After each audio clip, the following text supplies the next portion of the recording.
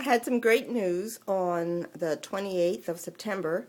Governor Schwarzenegger signed the Medical Parole Bill. I was an advocate of the Medical Parole Bill, and I advocated it in the Madera Tribune around September 3rd, 2009. And you can see it in the newspaper where I wrote an article complaining that they should have given Susan Atkins medical parole when she requested it. She was dying. She came in on a gurney. She was barely aware of what was going on. The proceedings took about 7 hours, and she was in and out of consciousness during the whole time.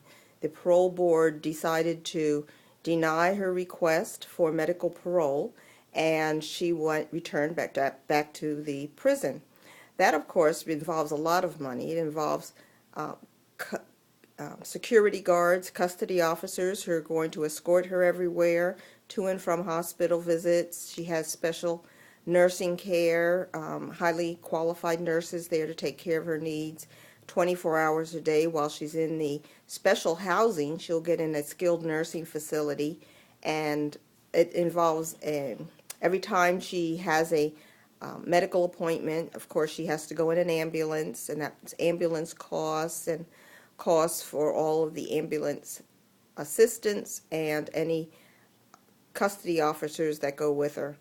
So I complained that they were wasting a lot of money on terminal care, and that was picked up by one of our state legislators and turned into a bill. That bill went through the procedure, and September 28th, that bill was signed by Governor Schwarzenegger into law.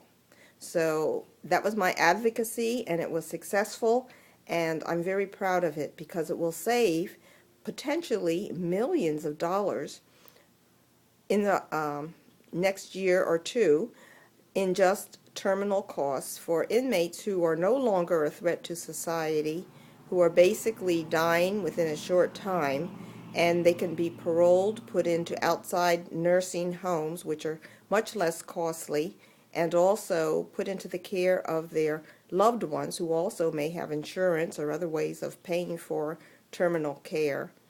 And it would take a heavy burden off of our state, which has a $19.1 billion deficit.